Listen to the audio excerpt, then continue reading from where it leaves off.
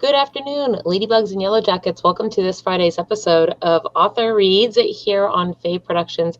I am your host, Fairy Princess Lolly. And before I jump into everything today, of course, we are going to get our obligatory things out of the way. First, please, wherever you are watching from, but especially if you're on the YouTubes, like, subscribe, and today, stabby, the bell. We're doing something new to the bell every show this year. So today we're going to stab the bell because we have some grimdark writings with today's authors. So also, today's show is sponsored by Eclectics Marketplace, and Eclectics Marketplace is your resource for all things Renaissance, medieval, fantasy, Celtic, piratey, and more. So if you are looking for something to buy or a place to shop or somebody to hire, this is basically an index site that is free to use. You can go there and look up what you're looking for. Or if you are any of those things, you can get listed onto the index site for free during COVID. And it was 2020, but since COVID ran over into 2021, it's during COVID. And I would suggest that you do so. They really do support a lot of our handmade Ren Fair people, just everybody out there. So they're great people. Bruce is who you would be talking to. Simple, easy to fill out form. Take a look. It's normally just a $30 annual fee, but right now it is free. So please check them out. Their information is there. It's also in the low bar. You can find it before, during, and after the show if you find that you are interested but want to circle back to it. So I think with that said, that brings us round then to our introductions today. Joshua Smith, welcome to the show. Hey there, everybody. How you doing? Well, we're doing awesome, and I'm. Your mask is just still. I have to remark on it again. It's so cool how it lights up, and of course, I'm a fan of Lovecraft and Cthulhu, and so tentacles, right? When it works. Sometimes it's like only half of it's working. I'm going to have to play with wires later. It's still awesome. It goes with your whole outfit and everything. That's what we used to do years and years ago when I attended the H.P. Lovecraft Film Festival and all that. Tentacles. It was our identifying method to one another, right? Like, are you a Lovecraft fan? Okay, that's awesome. That was our secret handshake, as it were. So, what's a handshake? It's been so long since I've had one. I know, right? So now we have to find other ways to greet one another. So if you will, please introduce yourself to our audience. Tell us a little bit about who you are and what you write. And also, please feel free to give shout outs to any conventions, publishers, your mom, whoever you would like to give a shout out to, if anyone, your cat. Well, I always do like to shout out to my mom. So, hi, Mom. I'm certain you're not watching this right now, but hey, Mom. All right. For everybody else who's not my mom, and I think there's a long list of people who aren't, but my name's Josh, and I am a grimdark fantasy horror author. I'm actually from Vienna, West Virginia, and you have never heard of that town, so don't feel bad. I am closer to Parkersburg, West Virginia, but if you don't know where that is either, basically all you need to know about Parkersburg is that we have DuPont, the Ohio River, and poison in our water. And that pretty much sums up the entirety of my part of West Virginia, which really isn't that different than the rest of West Virginia, but let's be honest. Is DuPont the ice cream or the yogurt, or is that do I have that right? They are the Teflon people. Teflon people. So, they do a lot of like polymers and high-end chemicals and things of that nature. So the non-stick coating in your skillets and pans, that's DuPont. Yeah, that explains the poison water. Yeah, there was a series that was done by, I think it was either Discovery or History, called Black Water. That's us. So if you heard about the history of C8 and the Mid-Ohio Valley River area, that's my hometown. That's like 5 minutes away from where I grew up. So any historical documentary buffs, go. I think it's on Netflix. It's either Netflix or Amazon Prime. But and so does this influence your choice of writing? It sounds like you kind of live in a dystopian area almost. Well, I mean, I live in West Virginia. But kind of yes, kind of no. West Virginia has a really weird and varied history of all things that are cryptid and creepy and ghostly. There are ghost stories of haunted mines and haunted highways all across the state. We've got the Mothman down in Point Pleasant. The Sheep Yes. Squatch is somewhere in the southern part of the state. Sheep Squatch. We also have the Flatwoods Monster. So we're also What's the a home Flatwood of... monster? It's weird. I'm not even going to try to describe it because every time I see it, it looks like a giant green lamp. It's some sort of alien creature. I don't know the history behind that one. We're also the home, of course, of Fallout 76, and I Oh, will I didn't say know this that. about Bethesda: they got the potholes right. So, I mean, I guess in a way it did kind of influence me because growing up I was always listening to or reading the real ghost stories, real haunting books that I could find in the school library and stuff like that. So, as far as any publishers, whatever, I'm afraid I don't have any. Hi, Amazon. Hi, Amazon. Well, so tell me, if you will, and for everybody else at home, I am actually unfamiliar to some degree with the title or the genre name Grimdark. I mean, it seems like it probably has some overlap with horror, and so just based on the words chosen. But can you maybe fill us in what is that exactly? Okay. When you typically think of something that is dark fantasy anymore, you can go on Amazon, do a search on dark fantasy, and I have nothing against the genre. I really don't. Absolutely nothing against the genre whatsoever. But if you look up dark fantasy, you're going to run into a lot of books that are like woman meets vampire, falls in love, seductive romance kind of thing, or woman Twilight. meets this, or Twilight, or something like that. And again, nothing against those genres whatsoever. Right. But the market's really bogged down with stuff that's just basically, it's that cross between paranormal romance and instead of, falling in love with a fairy, you're falling in love with a demon or something of that nature. Man tries to rehabilitate a succubus. We've all been there, stuff like stories like that. And those are fine. Those are great. I mean, they by nature have, horror elements in them, vampires or zombies, or, supernatural beings or demons or whatever. Where I draw the distinction between dark fantasy or high fantasy and grim dark fantasy is when you watch Lord of the Rings and you see an orc get beheaded. Yes. The description is there on the paper, but you see the head bounce off. You might see a little bit of blood on somebody's sword, and you don't really think anything of it. When you read a dark fantasy novel and say Anita Blake, who I love Anita Blake's, Laurel K. Hamilton's Anita Blake series. She's a necromancer, but she's also falls in love with a vampire and falls in love with a pack of lichens and stuff like that. Great series. I love it to death. But while there are horror elements, while she's raising the dead, while she is dealing with supernatural creatures, you're kind of left with that feeling that everything is going to be okay in the end. You're not really wondering who's going to die, if somebody's going to die, when somebody's going to die. You're not so concerned about, is so-and-so going to get their head chopped off or whatever have you. With Grimdark, you're walking into a world that is by very nature fantastical, but at the same time very realistic, very gritty. So instead of knowing every time that the princess is going to be saved at the end of the book, you don't know if the princess is being sold off in an arranged marriage to her cousin's uncle. Oh boy. And you have no idea who's going to end the series, with their throats in pieces or whatever have you. And for me, grimdark fantasy, the big thing is like the orcs and Lords of the Rings. They eat people, but you never see them eat somebody. Right. When you have sort a of demon, glossed over that.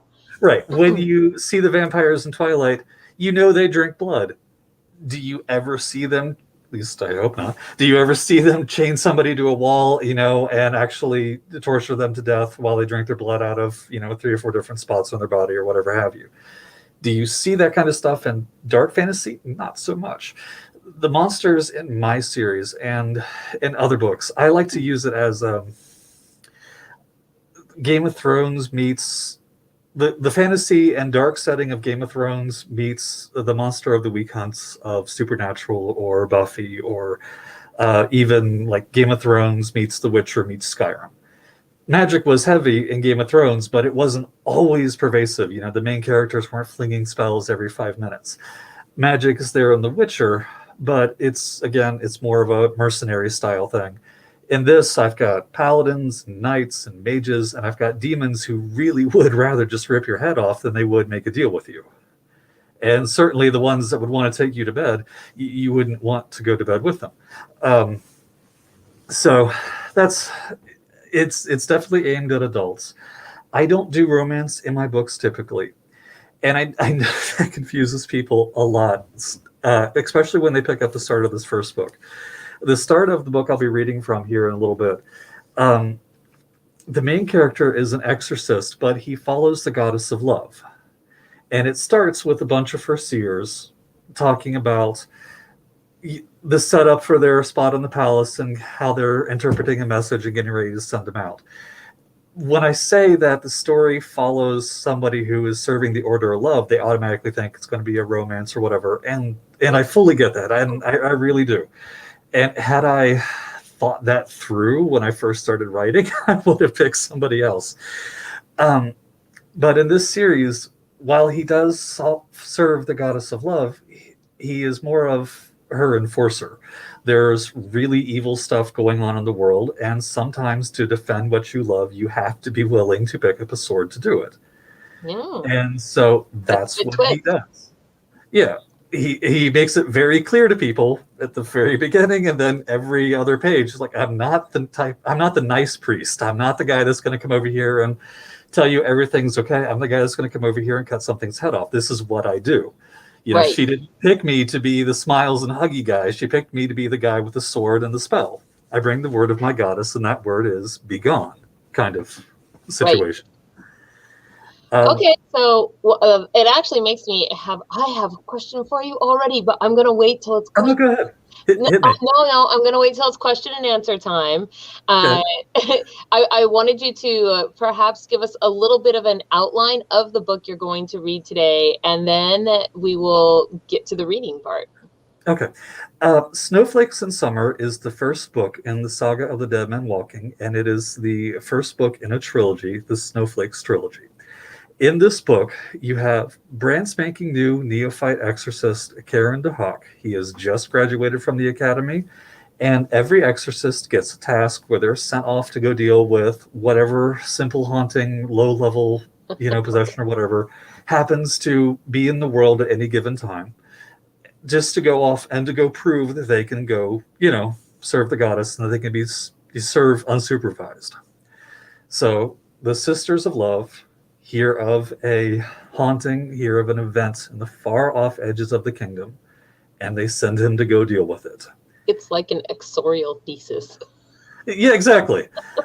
And he shows up, and it takes about 5 minutes to realize he is completely out of his league. Half the village is lying to him about what's going on. The other half would be happy if he fell over dead.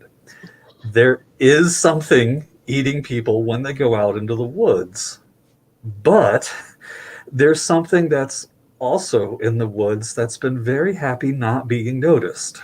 And now that there's a priest poking around, it's been noticed, and it's not happy about that. Oh dear.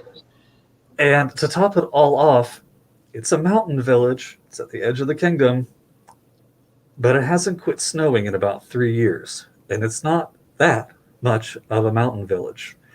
But the elders of the village are stuck in their ways and thought they knew best and refused to call in for help until they had no other choice. But the help they got was not the help they expected, and the help that they expected was not the help they got. Well, I am excited to hear what you've got for us today. So I want to, if I may here really quick before you start reading, for those of you watching at home, I'm about to turn the screen over to Joshua so that he can read to us from his book. And during that time, I will be on mute and in the comments section, so that I can take your questions and chat back and forth with you guys. After he's done reading, we will take the questions live on the show. And then, of course, at the end of the show, as usual, we will do our book drawing. So with that said, are you ready to read? I am. And I do want to point out, drinking a water bottle while wearing this mask was a lot harder than I expected it to be. I thought we were going to cut to a feed of me gasping for air on the floor somewhere. Okay. No. This is Grimdark Fantasy. You don't know when somebody you like is going to die. Oh, that's it. It shows that the book's author died. No, let's just not have that happen. I will say, though, if you have to take a drink on air, please feel free to pause for a second and take a drink. We don't want you, to get your dry, scratchy throat and cough to death or anything, I appreciate that. Yes, anything so terrible as that. So every time you cough in 2020. Yeah, no, let's just not. So, okay. With that said, here is the screen for you, sir, and I'm going to put myself on mute, and feel free to begin reading at your leisure. All right. Well, as we said, my name is Joshua Smith, and this is an excerpt of Snowflakes in Summer. And scooting my screen around just enough so I can see when my time runs out. Okay.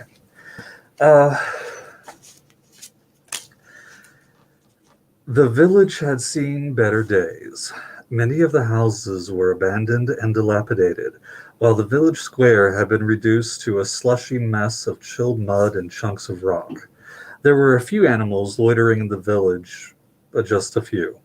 Stalls that looked like they could accommodate a dozen horses at a time barely had 4, and he couldn't tell if the 4th was alive or dead and just propped up against the wall. With more than 2/3 of the settlement gone and the remaining third huddled together to try to find security and comfort against whatever it was outside, he did not have the most comforting of welcomes. The people themselves weren't much warmer in their greetings. The first person he saw made such a commotion that half of the menfolk in town crept out of their hovels and demanded to know who he was and what he was doing there. He didn't even have to wonder if they would be warm to his arrival or not. They weren't. At first, they disbelieved him. It wasn't until after he showed them the emblem of the Order of Love hanging from his neck that their resistance started to crumble. He knew that there was reluctance in these parts towards priests as a whole, although you would have thought that at this point they would be at least willing to pretend to be happy to see him. Their second response was to continue to cautiously question his intentions. Still, try as hard as he couldn't blame them all that much. He'd be nervous too. It didn't help him feel better about any of this, but his comfort wasn't exactly important. It wasn't until he took the heavy gray deer hide cloak off his shoulders that they really believed him, sigil be damned apparently. He wore a thin chainmail tunic that went from his neck to several inches below his waist, and under that, a brown leather jerkin laced with wool. His legs were covered in much the same, though bound with some extra chunks of fur to keep the winter chill from ruining him totally. He didn't even care that he was sweating under the pile of clothes. It was better than putting up with the air outside. Over all of that, he had a white tabard with an image of 2 entwined lovers burned into the center. As uniforms went, it was practical, even if not the most fashionable. Still, it got the job done, and it did help the order stand out like a sore thumb in the midst of garish outfits that the Dawnfire quartermasters leaned towards outfitting the army in. Then again, maybe it was just his age. Maybe it was because he introduced himself as a man that had completed his tutelage a month before. Or maybe it was because of how proud he was over his freshly minted sigil. It could have been any of those things, or maybe it was all of those things. Or maybe it was just because they didn't trust him, or if not him, the Order of Love as a whole. Simply, even with their pleas to aid them, the locals weren't all that comfortable with one of his ilk in their town. After they finally believed that he was whom he said he was, only 2 people were kind enough to offer him basic hospitality. That was fine. Rude, but fine. Still, they did have other things pressing on their minds. Things like the soldier laying in a pile of blankets in a small stone hut at the far outskirts of the edge of town. His name, they told him, was Lativus, and he didn't look good at all. They had him wrapped up in a swath of bandages that started where the lower half of his right arm should have been and continued down his side. His face and other arm were covered in lighter scratches and burns that had started to turn into festering sores that simply weren't responding to any treatment that the local alchemist could provide. Another soldier was with him, a man only slightly older than the wounded warrior. When he saw the priest, the chilly welcome he had been enjoying so far went a little bit colder. The Army of Dawn requested a priest of one of the Orders of Light. Why did they send an exorcist of your wretched hedonistic temple? Don't know. You don't know. I don't know. They told me to come, so I did. We've no need for one of your kind. Go back and tell them to send someone from one of the true Orders of Light. This is a task of a Knight of Pristi, not some low-ranking priest of the harlot, he said without any attempt to hide his disgust. If it isn't too late already. Nope. No chance at all of the tone for this particular quest was going to improve. If someone else is needed, I'll go get them myself, when it is determined if I am needed or not. I have yet to determine that. The soldier cleared his throat and glared daggers at the exorcist. He looked enough like the wounded boy on the cot to be his brother. His face was covered in a scraggly, unkempt black beard that violated at least half the rules on how the Queen's men should be presented at any given time. Even in a disaster, there were protocols to be followed. Knowing the jerk would have to answer to a superior officer in the army at some point gave the exorcist a little bit of peace as he tolerated the abuse that rolled off his tongue. You could also see the genuine worry in his eyes, and there was a noticeable tremor in his hands. Look, I don't think that Lativus has that long. Please, don't make this harder on him than it has to be. Just go get someone that can help. Akaran shook his head in response and placed a hand on the shredded soldier's shoulder. You have no idea what caused this? You could see the desperate conflict in the soldier's face. No. I've served as a medic in the Queen Army for 7 years. I've fought on battlefields against man and beast alike. I have never seen something that could ravage and poison a man like this. Then how do you know you don't need me? The exorcist asked. Whatever weakness he had first shown quickly turned back to scorn. Because there is nothing that a follower of the harlot can do to save him. I think he's even beyond the reach of the pantheon above. The only thing a priest can do now is provide him with a blessing to take his soul to the mount, and that is something that your people have no right to offer. With a shrug, the exorcist continued to run his fingers down the length of the dying man's wounds. So, have to make sure he doesn't die, he said, before the medic could make a retort or cut him off. What's your name, soldier? Tornius Morden, medicinal aid attached to the 5th Ray of Dawn. Combat medic? There was a short sigh. Yes, if you must. Matching the sigh with an equally short nod, Akaran pressed on. Patron? The Lady of Crystals, the Guardian of the Mount, Protector of the Pantheon. Ah, Pristi, Order of Purity.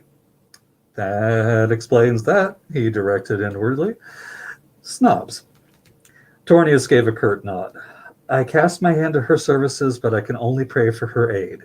I've no skill with magic. A follower, nothing more. That made the youngest man in the room smile. Well, I do, so maybe we can meet in the middle.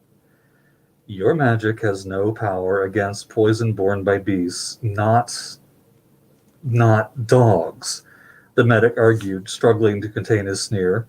And I've heard enough stories of the things the exorcists of love do to know that you've no chance of doing anything to help Lativus at all. You've never seen anything like what's happened to your friend, but you know that I can't help. The priest drew a deep breath and affixed the medic with an annoyed glare that could have cut through him like a headsman's axe. I wasn't aware the army trained the medical corps in the art of foresight. Shocked, he straightened up and looked like he was about ready to punch the exorcist for his gall. Who in the pits do you think you are to show such rudeness? The man from the Order of Love continued to stare at Lativis's bloody wounds out of his one and only eye. He wasn't sure what he was looking at, but the longer he did, the less he liked it. Ekarin de Hawk, exorcist, under the hand of the goddess of love, Lady Nyasmus. Rank? Was it really that important? You're not... No, they wouldn't. Tornius jumped out of the chair as he grabbed the boy's wrist. A neophyte? They didn't just send an idiot. They sent a boy barely out of his swaddlecloths? How dare your masters show this level of disrespect for their betters? The exorcist cleared his throat. We're good at offending just about everyone. For what it's worth, I'm really about to piss you off. Oh, am I ever going to piss you off? Choose your words carefully, boy, or you'll pick up your teeth out of the snow. Ekarin pulled his wrist free and slowly slid the glove off of his right hand. He placed 2 fingers on Lativis's forehead and whispered a soft word. Illuminate. The effect was instant but quiet. A ripple of light ran across and over the soldier's body. Wherever it touched a wound, a soft streak of blue light encircled it. Within seconds, a larger pool of light coalesced around an unblemished patch of skin over his stomach. Tornius watched, eyes lit with fury. What are you doing to him? What did you just do? Proven that you're wrong, he spat back. Back away from him. Now. When the medic tried to argue, the exorcist grabbed his tunic and shoved him back and away with one hand. Before one of Dawnfire's excuse me. A little harder to talk with this thing on than I thought. Before one of Dawnfire's finest could take a swing at him, the exorcist had a knife in his hand and pressed it to the dying man's gut. If you interfere, he will die. Tornius hadn't even seen him pull the bejeweled weapon out of its sheath on his waist. You threaten him? Remove the blade or I will kill you myself. Just a moment. Before the furious medic could do anything, Ekarin growled out another word. Purge! This time, the ripple of light was nowhere near as soft. The spell rushed down the short blade and illuminated a series of curves that had been carved into the metal from hilt to tip. A cloudy white gem in the handle flared with a stunning purple glow that easily illuminated the room. Nor was the edict met quietly. A scream filled the room as the spell pushed into the wounded man, and it didn't come from his mouth. A shadowy, a vaguely human shape pushed itself up from his body for barely a second, and just as quickly burned away to nothing. Ekarin stepped back, flipped the blade in his hand, and put it on his belt as quickly as he had drawn it. On the bed, Lativis took a long, deep breath and sighed, still unconscious, but suddenly, seemingly, at peace. The pain on his face melted away to something far more serene. The next few breaths the wounded warrior took were desperate and deep, but after that, he was calm and then relaxed. The medic looked back and forth at the 2 men with his mouth agape. What was that? What did I do? I did my job. If he can survive the wounds, he'll live. They weren't his biggest problem. Tornius continued to stare and edge closer to his friend. Ekarin didn't try to stop him. That doesn't tell me anything. Well, it tells you the next time you decide to argue with an exorcist about if he can or can't help someone, you may want to wait to make sure that he actually can or cannot help it before acting like I intended to sodomize the man with a goat. Insolent little, what did you do to him? Whatever it was that tore him apart was steeped in magic. Utterly foul magic. Thank whoever it was that relayed the message to the temple, because I really doubt he would have lived to see tomorrow if one of us hadn't been sent. What in the name of the goddess did this to your squad? The medic ran his hands over his face to look down at his cleansed companion. How did you know? I didn't. But you're a medic, and you couldn't manage more than just to bandage his wounds. You're on the edge of the free cities of Amaressa, which means that odds favor that either there's a fellowship-trained alchemist somewhere in this town, or at least there was one, and they probably left enough of their remedies behind that you could have treated him well enough to get him through the worst of the infection. Even if there wasn't, you could. That, or you're a horrible medic that shouldn't wear the badge.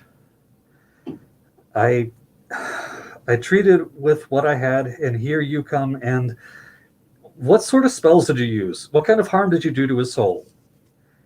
Your soul isn't damned just because you had an encounter with one of us, Karen snapped.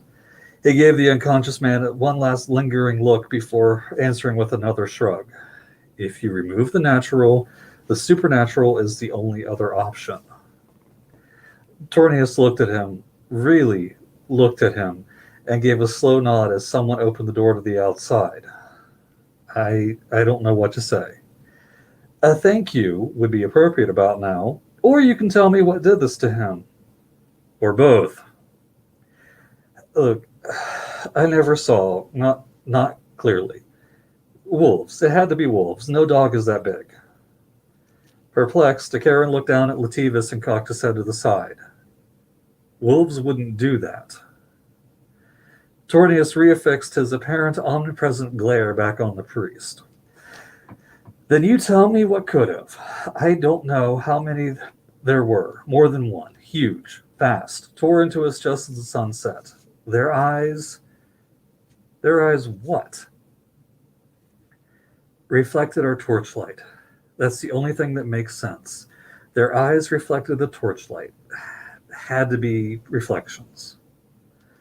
The exorcist opened his mouth to ask another very poignant question before someone else interrupted him. An older gentleman stepped inside and made a scolding sound. As the priest said, a thank you would be appropriate. Since you can't seem to, I will. He extended a hand towards the priest and gave him a respectful nod. Thank you, Sir Exorcist. I'm no sir, friend, but you're welcome. With a head of thinning gray hair and streaks of it through a short beard down to his cheeks and neck, the newcomer introduced himself. My name is Ronlin, and I speak for the township. I watched you work through the window. Didn't wish to disturb, son, but I'll say it again. Thank you for saving his life. I pray it is not too late for the rest of us. And I think this is the point where I ask the boss lady if I should keep going or if we need to switch over to the Q&A section. Well, it is 2:42, and I don't know how long you think the next chapter or section that you would like to read would take, but if you want to, you may. I've got about let's call it about another page before I hit the end of this section. If I can finish that up, that would be awesome. I just didn't want you to read it. Yep, no problem. We don't turn into a pumpkin at 3 o'clock. We can go over a little bit. So some places do. I didn't know. No, we're good. Okay. Let's see, where was I? All right. I pray it is not too late for the rest of us. That's why I'm here. At least a little bit of why, I think. And now to make a lot of why. Is it within hope that you would know what hurt him so and kill the others? A different voice from outside the home spoke up to interrupt everyone, and mostly just because she could. How about all of you shut your mouths so the man can actually get some peace? Or do you intend to wake him up with your constant yammering? The source of the voice peeked her head into the room and gave a scowl that easily trumped anything that the entirety of the township had shown to the exorcist so far. Now, Ronlin grimaced. Exorcist, please excuse my sister. She is abrupt. She's also right, Karen reluctantly conceded. He needs rest, and I need something to eat. drink. Something hot enough to warm my body or ale strong enough that I don't care. Is there someplace I can store my gear and find a meal? If I tell you where, will you let the man sleep? She was short, plump woman with dark hair, and that look on her face could have stopped an army in its tracks. The elder mouthed, best do as she says, to the exorcist and quickly turned around. Yes, of course. Let's get the boy to his room and then we can discuss our nightmare further. With that, he was out the door with his sister in tow before the exorcist could get a word in edgewise. As he was leaving, though, the medic stopped him with a remark of his own. That is the alchemist. There was a growling huff of irritation from outside. Yes, and I'll be right back in there to look at whatever mess you two jackasses left him in. Don't trust either of you fools to know the difference between a bandage and a bone saw. Oh, she's going to be a delight to work with, Karen groaned to himself. Here's hoping I don't have to. I'd expect nothing less, lady. Tornius smirked. I don't imagine you would you? The exorcist was going to leave it at that and pray he'd never have to deal with the medic again, but the man said something else that helped mellow out the evening, if even just a little. If he awakens, I'll let him know you saved his life. That was the best he was going to get, and he knew it. Karen took it with a smile and nod and left to hopefully find something remotely resembling ale. However, well, he was about to find a whole lot more than just ale, and to his eventual chagrin, almost none of it would be good. He just didn't know it yet. It wasn't a total loss, at least. There was ale, and there was food. It helped. And there you go. That is the first half of Chapter 2 of Snowflakes and Summer. All right. Well, thank you so much for reading that. That we do have a few questions here in our audience. Give me just 1 second to get over to our comments and pull these up. I have to scroll back here just a minute. Let's see. Okay, I'm gonna ask my question and then I'll go on to the audience questions. I put my own question in the comments so that I would remember to ask it, because sometimes I get sidetracked. So here's my question. If you don't often kill your characters, how do you have main characters that don't always have a happy ending where they live? Well, I mean, I guess to me it's really simple. Our individual stories end when we die. When I die, hopefully there's not going to be any major plot point in my life that has to be addressed. Hopefully I'm dead and somebody pays the bills and, takes care of my estate. And there's not going to be any major stories that come from it. I mean, I'm sure somebody will argue with a lawyer or something like that, or maybe somebody will throw a punch at my funeral. Right. But it's not going to be a major plot point. My death is my end.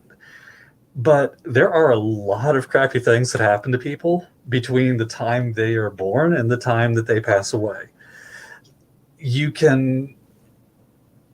We all want to hope that when we die, we're going to die in the arms of a loved one, or that we're going to have lived a long and happy and productive life, and that we put more good in the world than we came out of it with. But the real world does not work that way. You can turn on the news any given night and see, somebody whose story did not expect to end on page 15, but there it goes, it ended on page 15. Or you see somebody whose story was interrupted by a car wreck, and suddenly they're going through life without a leg, or something like that. So, I mean, there are worse things that could happen to somebody than death, because they still have to live through and experience, first the thing that put them in that situation, and then how they recover from it. That is one thing that I'm going to shameless plug here. When I wrote Insanity's Respite, Insanity's Respite immediately follows that book. Yes. Favorite thing. Okay. Favorite things in the back. There we go. The Snowflakes Trilogy is the first 3 in the series, but I have it broken into multiple sub-series, sort of like seasons of Buffy the Vampire Slayer. Right. It's all the Saga of the Dead Men Walking, but season 1 would be Snowflakes and Summer. Season 2 would be Insanity's Respite. without giving away any major plot points, the main character survives. I'm not Right. going to say how he survives, but he survives. He is sent to a place to recover and heal. Nobody goes to a hospital to recover and heal because everything was shiny and roses at the end of it. You go to a hospital because something got broken that needs to be fixed. So basically, horrible things still happen, but that kind of might even be considered worse than if you just got the reprieve of being dead. Yeah, exactly. You know, I'm going to say something that I hope nobody listening to this channel takes the wrong way by any stretch. I have to be very careful with how I phrase this. Sometimes when you get dead, it's actually, you have one less thing to worry about. You know, you die, you're not worried about paying the bills anymore. What happens in the afterlife, we don't know. I have no idea if you have more to worry about after you're dead or not. But when I die, I'm not going to give it about the dishes anymore. I'm not going to care. The kitchen can bite me. I'm done. I'm over it. So sometimes you get taken out of your story before the last chapter, and the people around you will have to go do the dishes or deal with whatever horrible circumstances that took you out of the story. But we sadly are human. Right. Okay, so here we have, do you write characters in your books that you personally identify with, or even multiple characters in the same book? And if so, is it often the antagonist or the protagonist? There's an easy and there's a difficult answer to that. The easy answer is yes. I identify very heavily with my main character. My main character was actually inspired by a character I had in the old late 1990s, early 2000s game EverQuest. If you know anybody that played it or know the history of EverQuest and EverQuest 2. I had a paladin by the same name, a Karen, and his patron goddess was the goddess of love. And so I sort of, when I stopped playing the game, I sort of took that character and put him in my own world and just went from that. But after 7 years of playing a Karen the Paladin in a computer game, it felt very easy to write a Karen the Exorcist in a novel. Right. And you just sort of evolved it into that. Right, exactly. So, I mean, they say write what you know. Well, I never went into the military, but I played a paladin for 7 years. That counts for something, right? I think that it does. And that was another reason why I was really happy about writing this book was, again, he goes to a hospital. He has an obvious injury. He spends, not to give away too much of a plot, but he spends the next several books dealing with the injury and dealing with an addiction to an addiction to a painkiller, an addiction to, just coping with walking around on a crutch all day, every day, being miserable, want to be left alone. When I was 23 or 24, I was working in a stockroom and I dropped a weight bench off of a shelf onto the top of my skull, and it compressed my neck like an accordion. Oh my gosh. So the same things that he was going through, in a way, not exactly the same thing. I didn't have a killer stalking the streets of Sears or whatever. Right.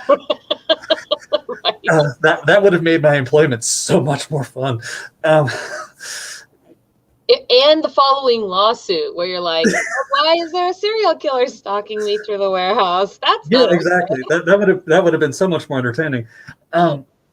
But I was able to take my own experience of the several years after that of dealing with, how do you look at the world when you physically hurt every day? How do you interact with people when, your hand is broken or your leg is broken and you're having to rely on other people to do certain things? And in 2000, it's easier to live with an injury than it is in a world that's set in the same time frame as late ancient, early medieval Rome. Yeah, no doubt. No Vicodin for Dr. House. No, definitely not. Washing your clothes is harder. Eating is harder. Finding, food is harder. Even being in a hospital type environment, if you've ever looked how humans have treated mental patients anytime since, I don't know, before yesterday. Or I should say anytime before tomorrow, because we're still really bad about it.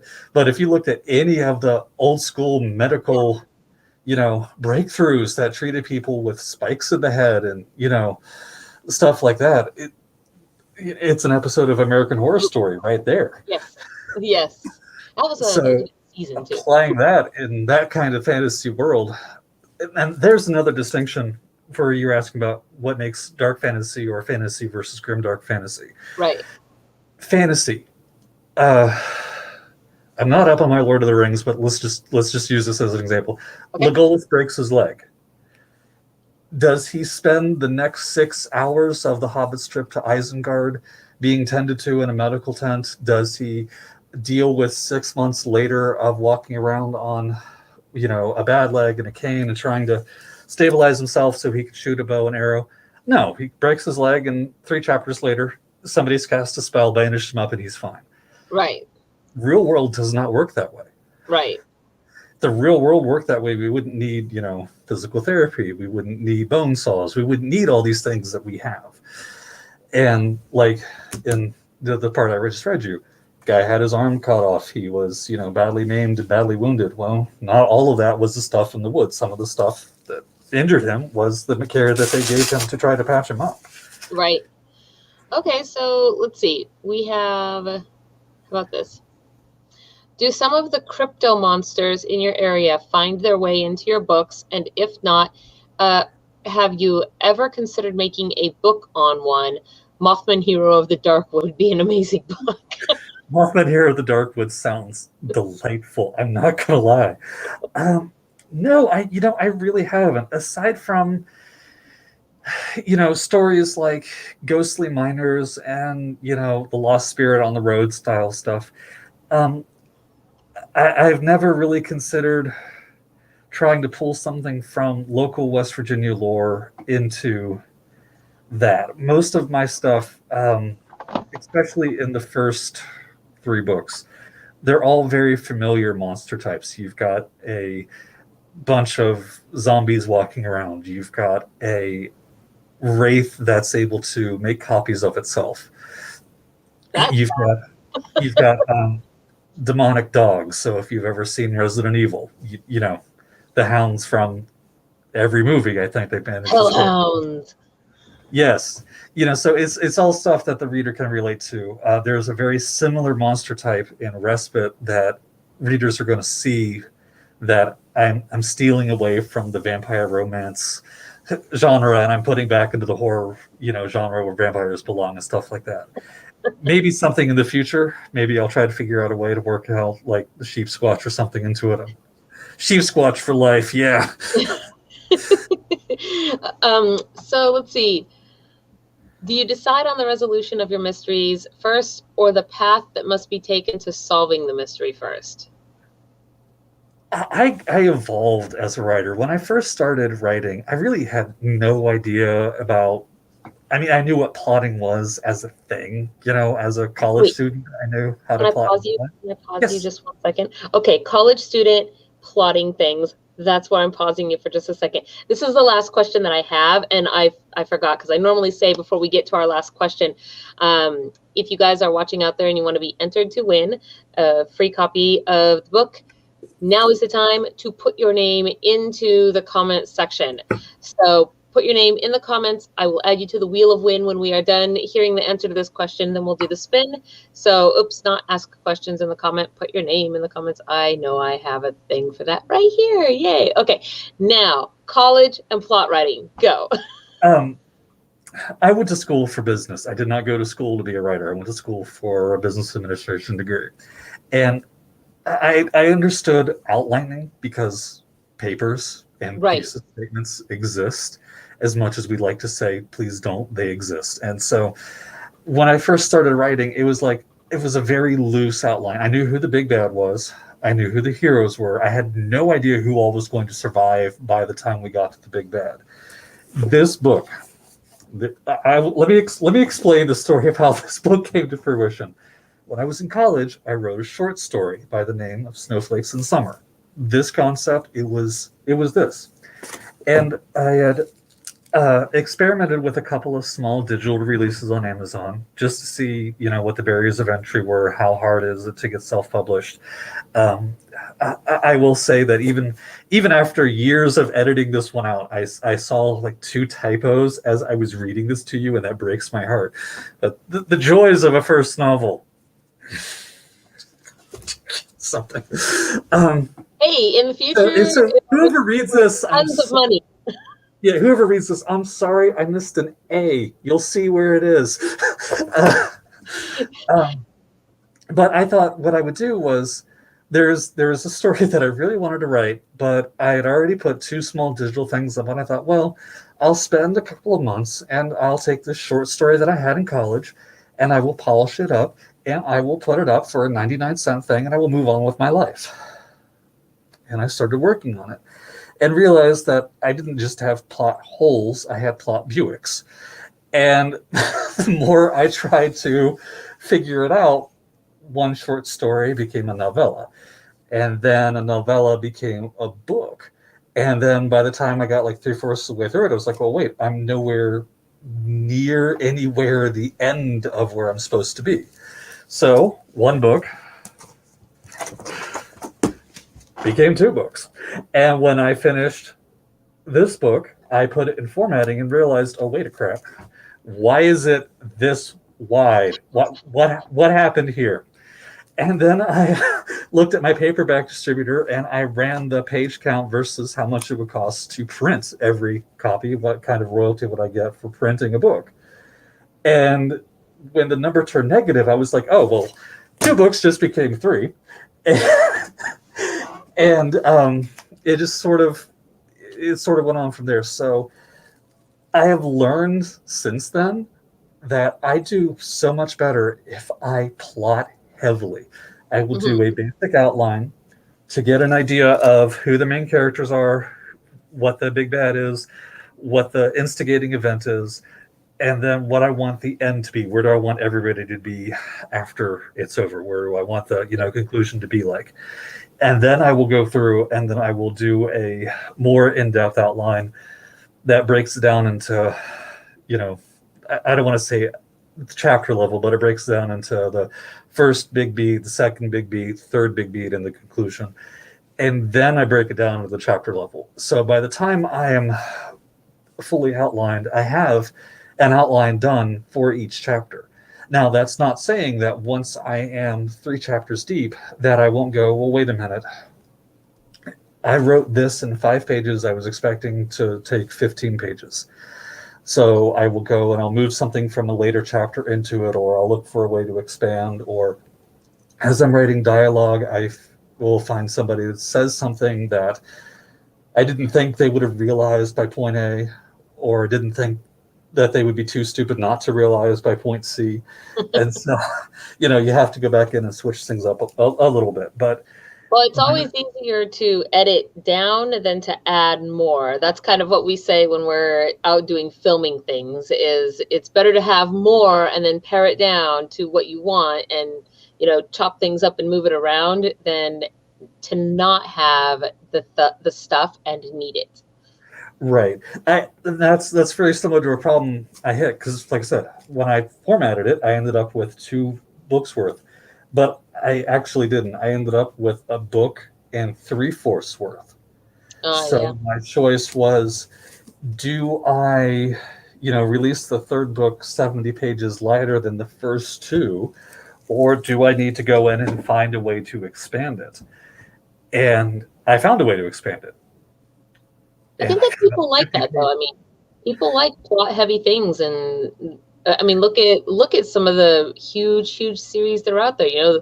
The Wheel of Time and Lord of the Rings and Game of Thrones and other such the Chronicles of Shannara or whatever. Just where there's just tons and tons and tons of books, right? So right, exactly. People like that. That's why they get into the series and the books that they choose to read. So there's nothing wrong with that at all. I don't think it makes it.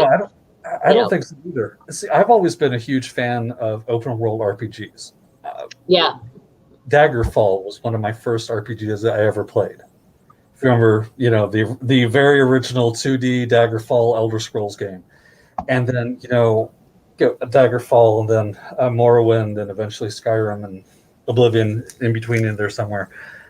I love those concepts of just having a huge open world where there's always something else going on. Right. Because a Karen is busy dealing with a zombie in the city of Taniki all the way off the edge of the kingdom doesn't mean that at the same time there isn't a undead creature tormenting some woman in another city on the other side of the kingdom that he may or may not eventually run into. What do they call those? Sort of expanded universe. I like kind of expanded universe stuff. I like where you'll be sort of sometimes even in the same setting, like the same world or whatever, but then you'll have two completely unrelated stories until maybe the fourth book in, when book one and book two suddenly meet, if that makes any sense, right? No, it makes perfect sense. Right now, we are living in two entirely different stories. Yeah. I'm in my house in West Virginia. You're in your house, whatever part of the world you're in. I live in a castle north of the Emerald City, which is Seattle. I'm jealous. Trust me, I'm jealous. I will trade you Mothman for Seattle. Filled with cats and books. Same. Oh, look at your kitty. Yeah, perfect timing for you, Floof. But we are living two entirely different stories. Yeah. In two entirely different parts, but we're living in the same exact world. And it just so happens that our stories today have crossed. That is true. That's a really cool way to look at it, actually. We are our own MCU. Right? Well, so we are, I don't have any other questions that I see out there. And so that kind of brings us time to do the drawing. Are you ready for that? Yes, absolutely. All right. Let's, let me pull this down here and get our Wheel of Win up so that I can add the names to it. Oop. Oh, let's see. I see a comment out there. Let me go check it really quick. This is our Wheel of Win. Okay. And well, hey, everybody. There's a lot of win there. There is. Oh, yes. Okay, Jay, I see you. I see you there. I will get you up on the wheel just now. I'm adding the names. And, okay. Yes, our Wheel of Win, there are actually 3 ways to get on this. And so the 3 ways to get on the Wheel of Win, for those of you who may not be familiar, are you can join the YouTube channel by hitting the join button that should be right there on your screen. And you will automatically be entered into every single drawing that we do here and on Fae News. You don't have to be present to win. We'll contact you if you happen to not be here. Also, you can join our Patreon channel. And then also, like for Author Reads, you can put your name in the comments. You can have a maximum of 3 entries, 1 for Patreon, YouTube, and then for putting either the magic word or your name in, depending on what show we're doing, into the comments. So that is how you can get onto Yon Wheel of Win. All the links for everything should be in the low bar if you want to go do that. And I will say we did just come out with our this month's Fairy Press. So if you want to do that and get this month's Fairy Press mailed to you, now is the perfect time to do it, because I'm headed out after the show to drop them into the snail mail. To take them to the snail mail depot. Here is our Wheel of Win. I am pushing the button. We will spin, spin, spin. And Poppy Renault, congratulations. You are the winner of today's book. Now, it is a physical copy that we're sending today. Is that correct? Yes, it is. It is literally the book that I was reading out of. So, again, I'm really sorry for that typo. I'm furious. You have no idea how this is like even the 3rd edition, and I still missed a word. Anger. This is right up there. It's a lot of words. It's funny because I actually I have a lot of indie books, and when I read them, there's like this fine line where every now and again I like to find that typo right? Because I'm like, I found this typo, and then someday they'll have 5 editions of the book, and I'll have the one that has the typo, right? I don't know. It somehow makes it a little more actual for me. But then there's also some new authors that just haven't learned yet that they need beta readers. At a minimum, they need beta readers, right? And if you can, an editor, right? I know that is its own set of issues, because editors can cost money, of course, but yeah, and I guess that there's some folks that, if I can't actually parse the English in the book because it's not formatted and stuff is going everywhere, I'm like, no. But the occasional typo's okay. Like, You see, I was that author to start with, because when I first started writing for hobby and stuff, I was in college. And in college in 2000 is a lot different than writing, in my living room in 2021. right. There's so much that has changed with the basic everything from the publishing industry on. When I first started writing, self-publishing was not a thing. You had a Vanity Press, and that was it, where you submitted to one of the big, how many big were there? Big 8 then? They're like big 4 now or something? I have no idea, actually. I don't, I know what you're talking about, but I couldn't name them off the top of my head, publishing houses. The barriers to entry were so blessedly high. You had to submit it to the Copyright Office. You had to hire an editor. You had to find somebody who's willing to print off copies and send your manuscript to all these publishing houses, and then wait 6 months, even for just a small story or whatever, to even find out if they even got it. As opposed to now, I could finish this interview, go open a file, type 10,000 words between now and Monday, close it, format it, put it on Amazon, go buy somebody's cover, and it's published in less than a week. I could, well, I don't want to say that I could because I'm that good, but I could because the barriers to entry are that low. Right. Anybody can do it. And I was one of those anybody can do it and not everybody should when I first started.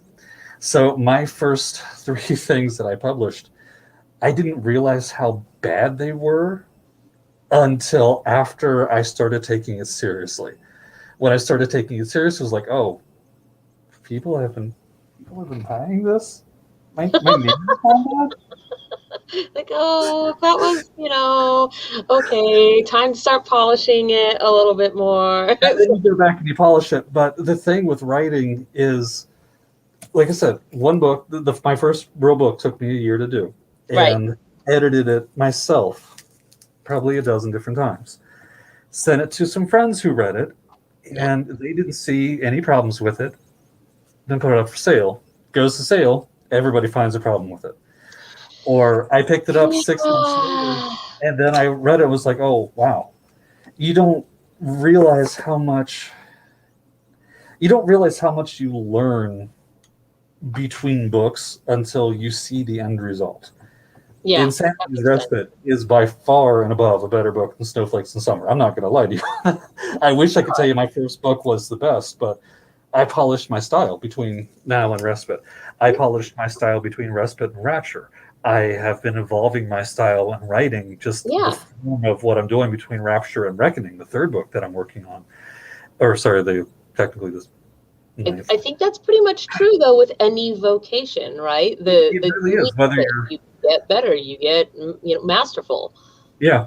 The downside is if you are doing a tradescraft and you put together a piece of sloppy plumbing, if it flushes, it works. When you're putting together a book, if it flushes, somebody didn't like it. Oh, you're thinking about, like if you're a machinist and you do it wrong, you lose a finger. Unlike with writing, if you do it wrong, you just have to reprint. No fingers are lost here. Whatcha? The only thing I lose is the respect of my peers. There is also that. Okay, well, so it is 3:12. Thank you so much for coming on the show today. Do you have anything you'd like to say to everybody before we let you go this afternoon? One, I'm sorry that my mask keeps falling off my face. Oh, you've been talking and talking. I can't believe it's actually stayed up for this whole thing. I'm very impressed by that. the power of my nose is all I can say. Thank you all for attending. Thank you all for listening. I hope you enjoyed. I am pretty sure our good little princess here has all kinds of links up to my social media accounts, Yes, so you I can do. follow them at a whim. And I'd love to hear back from anybody who had any questions, concerns. Link me, follow me, whatever, and always feel like you can. My nose. Always feel like you can send me a message anytime you'd like. Okay. As an author, I can't do what I do without fans, and I can't do what I do without talking to people who've read or who are interested in doing it. Because otherwise, I'm just typing into the void. So, as much as I would love to say this is all about me, my job is to entertain you. And I do hope you enjoyed today. And thank you for having me on. I really did enjoy myself. I hoped that we can do another one in the future. Yeah, absolutely. And I hopped over to your Goodreads and everything and gave you all of the likes on your Twitters and Facebooks. The links for all of that, you guys, are in the low bar, no matter where you're watching from, except Twitch, because I don't think Twitch has a low bar. But all of the Facebook channels and YouTubes have the links, so you can circle back. Also, the last thing I like to say is if you do purchase, please remember to go give the reviews. The reviews really do help the authors with their rankings and other such things, so they're not drowned out by, as we were saying, the big four, right? So with that said, we're on Friday. That means Sunday will be our next show. It's Handmade Home Shopping, and it is 4 p.m. Pacific time that we hope to see you here. And I think that's everything, you guys. We have a lot of things planned for March, so please please hit that bell, like, and subscribe so you can stay tuned and not miss out on the good things we have coming up. And I will see you guys all on Sunday. Bye-bye, everybody. Take care. Thank you again. Yes. Hello, friends. This is Gone for Hammerhands. Thank you for checking out Fairy Princess Lolly's channel. If you enjoyed this video, please hit the like and subscribe button. And if you'd like to support these magical creations, fly over to our Patreon and join the fairy family. Safe travels.